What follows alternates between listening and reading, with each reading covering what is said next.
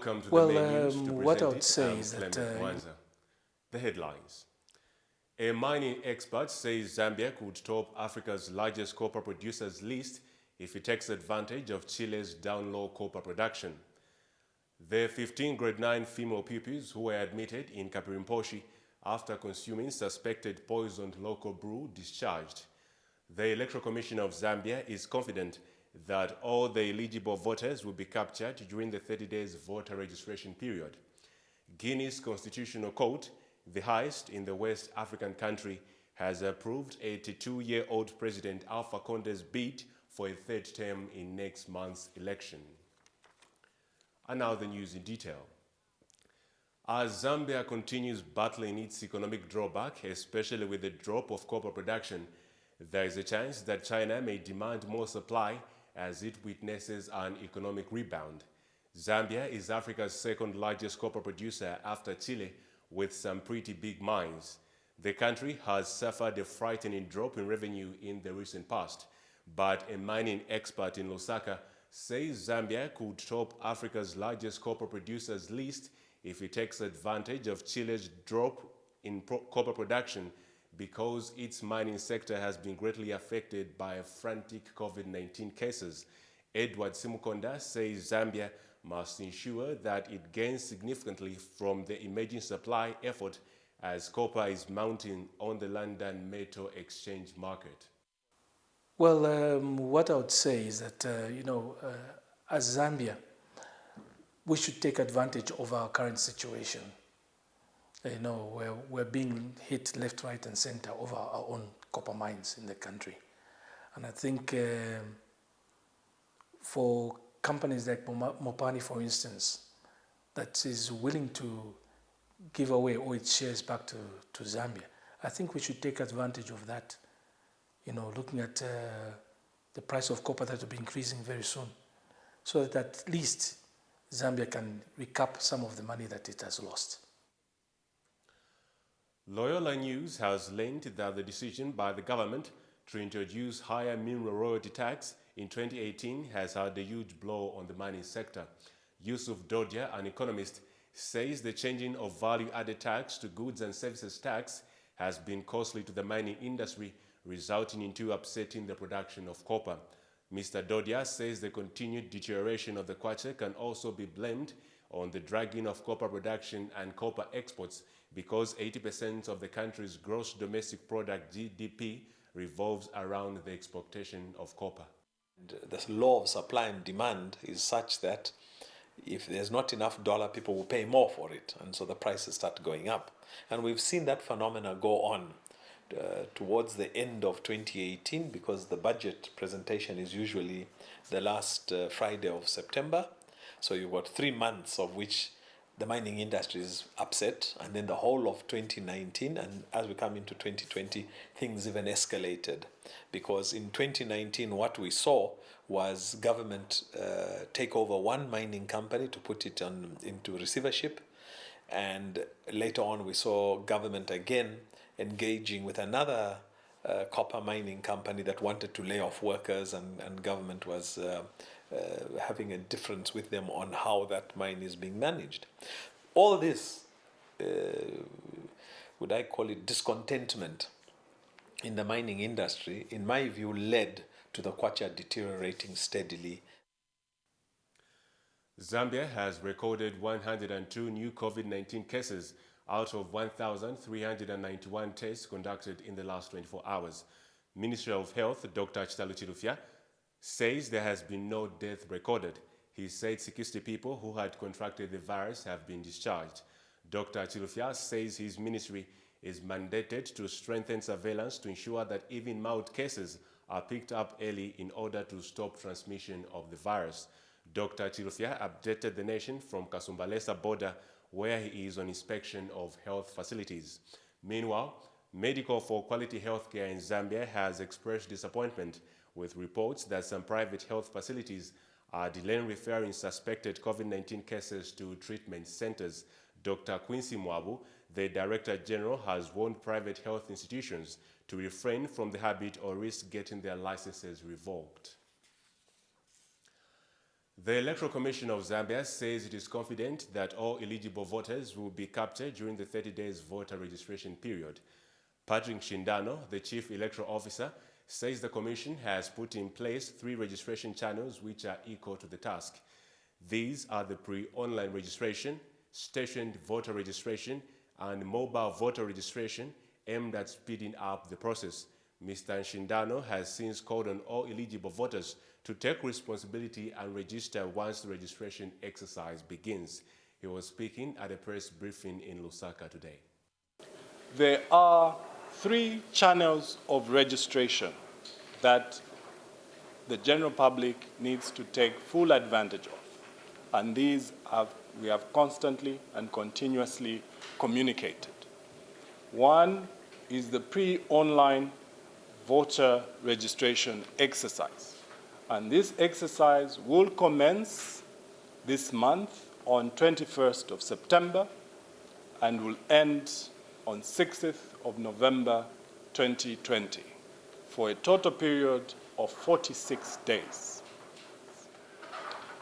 Secondly, we have stationed registration centers. These will be fixed in all district centers, which should be taken full advantage throughout the period that the mobile registration will be running. So this will be now from 28th of October to 30th November. We'll have these stationed fixed registration points at all district centers. Thirdly, we have the mobile registration that will be undertaken in all the polling stations of the country. And this will be done simultaneously in all the districts, all constituencies, and all wards.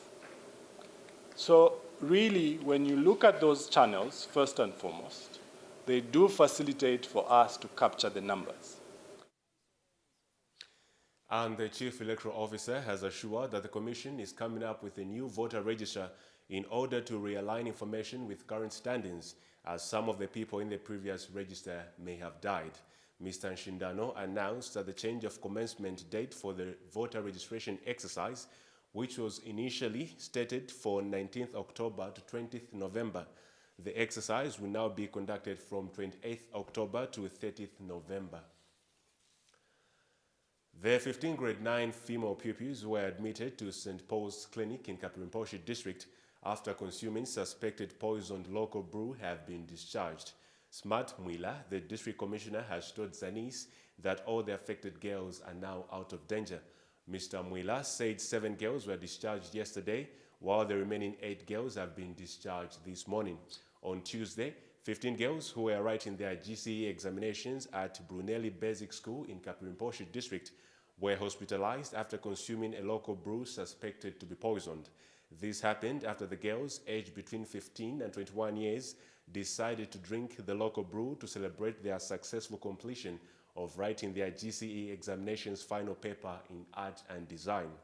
The traditional beer was brewed earlier that day by one of the affected girls, which was meant to be consumed after writing their final GCE examination paper. We take our first break, and after the break, President Edgar Lungu happy with the commencement of works on the Lusaka's Long Acres roundabout. The National Arts Council may not extend its 14th September deadline to have artists submit applications to access the Presidential Youth Empowerment Fund. These and many more stories coming up. Don't go away. May we use these trying moments to rise to something that's important. Take life not for granted. Tell someone that you love them. If any of you have any COVID-19 symptoms, which are a fever of above 38 degrees Celsius, a cough, difficulty in breathing, shortness of breath, or chest pains, please do not hesitate to call 909 or 0974 49 35 53, and medical assistance will come your way. We hope for the better and leave everything in the hands of God. Together, we can combat COVID-19. Please stay at home for me. I stayed at work for you. Be that change. Please Do your best to stay at home. If you must leave your home, please remember to mask up. Keep social distancing of at least 1 meter and wash your hands often with soap and running water or any alcohol-based hand sanitizer. Welcome back. We continue with the news. President Edgar Lungu says he's happy to see the commencement of works on the Lusaka's Long Acres roundabout, which will become a flyover bridge once construction is done.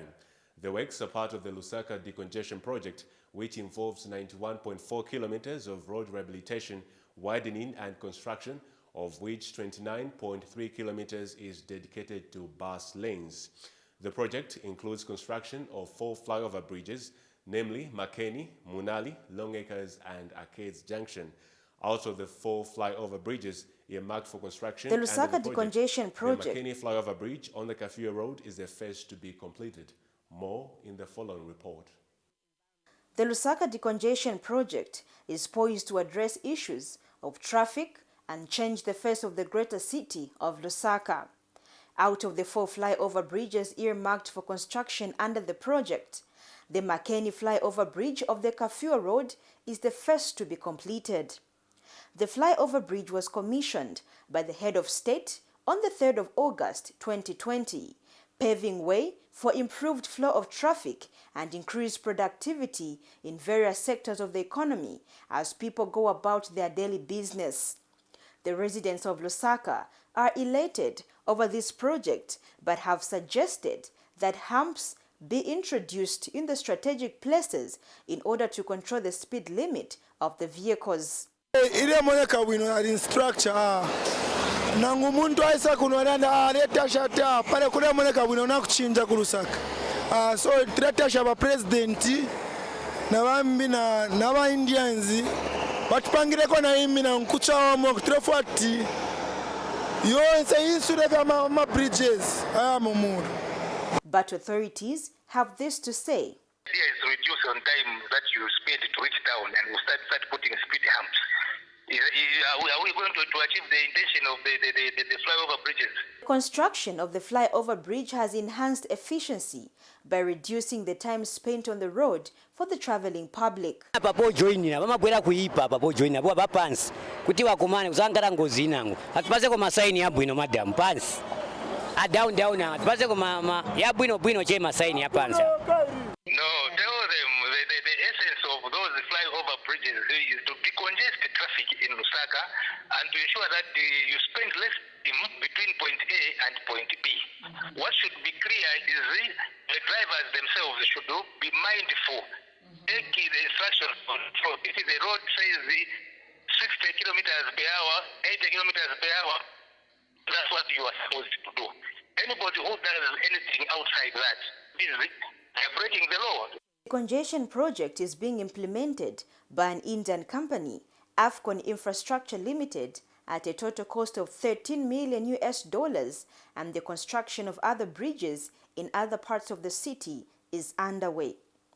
Louisa Nalupumbwe, Loyola News in Makeni, Lusaka. The Zambia Environmental Management Agency, ZEMA, has emphasized the need for safe practice in disposing of electronic waste, also known as e-waste. We bring you more details in the following report. Any form of garbage, if not well managed, has potential to cause damage to the environment and many other living organisms. Electronic waste is not an exception. But what exactly is electronic waste, and do many Zambians understand the importance of proper disposal of electronic waste? Electronic waste, obviously, these are obsolete materials that come as a result of when our electronic or electrical equipment has come to an end or near end of life. We're supposed to throw them away. We have no use for them anymore. They become electronic waste, or e-waste in short. So some of the equipment that we use, cameras, phones, and several other electronic and electric equipment, contains a lot of other toxic waste that is supposed to be managed safely before it is thrown away into the environment. And for traders dealing in electronic gadgets, there are better ways in dealing with their disposal. Improper disposal of electronic waste may cause pollution as well as serious health problems such as cancer and behavioral diseases. In most cases, we used to just keep them because, you know, with these, like the way to you it may mean nothing, but it has some components. So in most cases, we would just keep them maybe in a box, but we, like us technicians, we know how valuable they are. So we usually not throw them anyhow. In fact, not only the engines, anything like these bulbs, they are very sensitive. Most of the things you don't need just to throw them. It is therefore everyone's responsibility to ensure a safe, healthy, and eco-friendly environment by practicing safe ways of disposing electronic garbage. Elena Piri, Loyola News in Lusaka. The Zambia National Farmers Union has commended government for the timely distribution of farmers' inputs under the Farmer Input Support Program, FISIP. ZNFU Media and Public Relations Manager Kelvin Kalei says farmers have not received inputs on time for years, hence the need to applaud government for the timely gesture. Mr. Kalei says with the timely distribution of inputs, the union is confident that the country will record a bumper harvest in the 2020-2021 farming season. He was speaking to Loyola News in Lusaka today. From outset, we should mention here that government needs to be commended for the steps that it has taken to ensure that all inputs are distributed in the especially the outflung areas. What has been happening in the past is that you would reach, sometimes would reach November, December, and that's when the inputs are being distributed. Some time back, it was so bad such that January, that's when the inputs were being distributed. But now government has ensured that the inputs are distributed in all the strategic farming areas. And that is a very commendable feat we should mention from outset. We have not seen this happen in a long time. We have heard promises in the past of inputs being distributed on time, but this is the first time ever that we've seen inputs being distributed on time and strategically being positioned in all the farming blocks, farming areas. Farmers, again, when you start preparing for the farming season, ensure, especially those that are not on the FISIP, ensure that you buy inputs. From recognized dealers. Do not buy inputs from the street. Mr. Kalei has urged farmers who do not access inputs under the Farmer Input Support Program not to buy from unregistered dealers to avoid substandard inputs. Yesterday, President Lungu said the problem of late delivery of farming inputs should never arise because all mechanisms are in place through the support program. Mr. Lungu was speaking in Chisamba, where he launched the distribution exercise of farming inputs for the 2020-2021 farming season. The National Arts Council says it may not extend its 14th September deadline to have artists submit applications to access the Presidential Youth Empowerment Fund. The council is currently accepting applications from artists across the country so that they can be empowered with funds in view of the coronavirus pandemic. Adrian Chipindi, the National Arts Council Director, told Loyola News that the artists who have not yet applied should do so without delay. We've been in consultations with the arts leaders to ensure that we put in a minimum interest so that it is good for artists to pay. We've also provided other frameworks to allow artists to have a bit of room to pay in a flexible way. So these are loans, and we refuse as National Arts Council to believe that artist is not a business. Art is a business. When they get these loans, they will be making money. And when they make money, they should pay back the loans. For example, if I get a loan to set up a music studio in Kasempa, I'll be charging people to use my studio. And I'll be providing a service, they'll be paying me, and through that we can then pay back the loan. So these are loans, it's a revolving fund. You see, 30 million, if you look at it, it's a lot of money.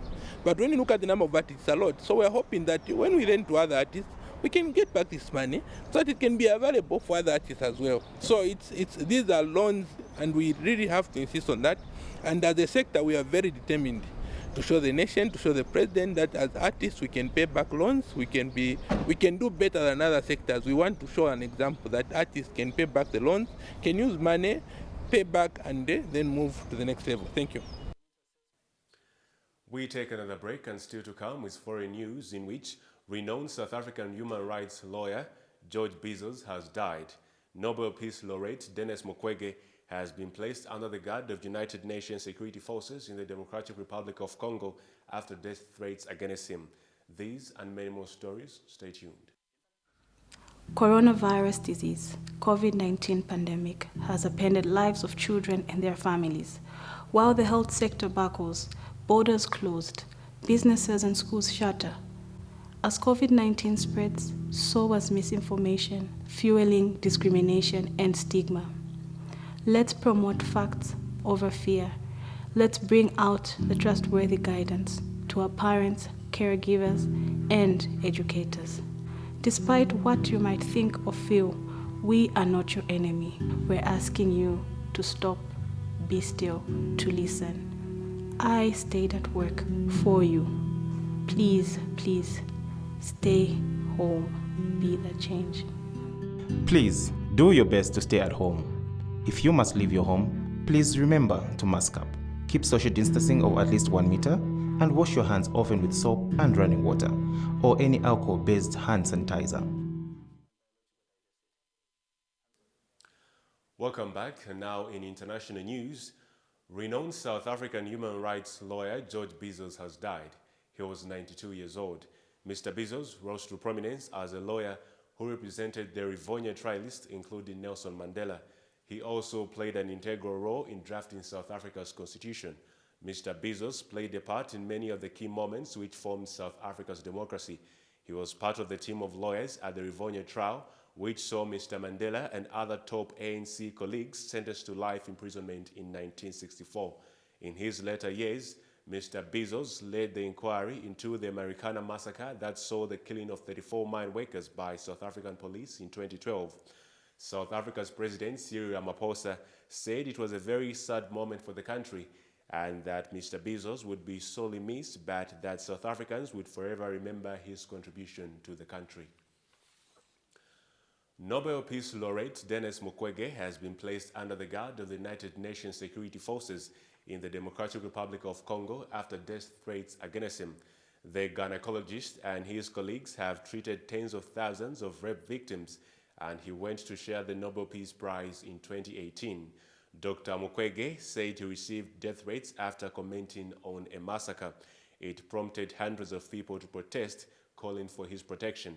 Eastern Democratic Republic of Congo, where Dr. Mukwege is based, has been wrecked by conflict for more than 25 years, fueled by the area's rich mineral resources. The UN has a huge peacekeeping mission in the region, but numerous armed groups still operate and carry out atrocities such as mass killings and rape. Dr. Mukwege is based near the town of Bukavu at the Panzi Hospital, which treats women who have been raped. Liberia's President George Weah has sacked the head of the National Public Health Institute, Mosako Fala. Dr. Fala had been suspended for an investigation into his handling of the COVID-19 pandemic. His dismissal was recommended by a committee. He had served in the position for less than 4 months. Dr. Fala has not commented on his sacking. He was suspended in August for what the president's office termed as ethical, professional, and administrative lapses, as well as a breach in the health and administrative protocols regarding the issuance of COVID-19 test results. Public officials in Liberia wait at the pleasure of the president. Liberia has so far confirmed 1,311 cases, 1,914 recoveries, and 82 deaths since the virus was first reported in the country in March. Guinea's constitutional court, the highest in the West African country, has approved 82-year-old President Alpha Conde's bid for a third term in next month's election. The court also approved 11 other candidates, including the main opposition challenger Selo Daelaine Diallo. There have been months of protest against Mr. Conde's re-election bid after he pushed through a constitutional change in a referendum in March, which allowed him to stand for a third term. At least 30 people are reported to have died from the protest. Mr. Conde was first elected in 2010 and got re-elected in 2015. On Tuesday, Nigeria's President Muhammadu Buhari had called on West African leaders to stick to their constitutional term limits, which he termed as a source of crisis and political tension in the region. We have come to the end of the news, but before we go, here's a look at the stories that made headlines once again. China may demand more copper supplies from Zambia as it witnesses an economic rebound. Zambia is Africa's second largest copper producer after Chile, with some pretty big mines. A mining expert in Lusaka says Zambia could top Africa's largest copper producers list if it takes advantage of Chile's down-low copper production. The 15 grade 9 pupils who were admitted to St. Paul's Clinic in Kapirimposhi after consuming suspected poisonous local brew have been discharged. 7 girls were discharged yesterday, while the remaining 8 girls were discharged this morning. The Electoral Commission of Zambia says it is confident that all the eligible voters will be captured during the 30 days voter registration period. Patrick Shindano, the Chief Electoral Officer, says the Commission has put in place 3 registration channels which are equal to the task. These are the pre-online registration, station voter registration, and mobile voter registration aimed at speeding up the process. Guinea's Constitutional Court, the highest in the West African country, has approved 82-year-old President Alpha Conde's bid for a 3rd term in next month's election.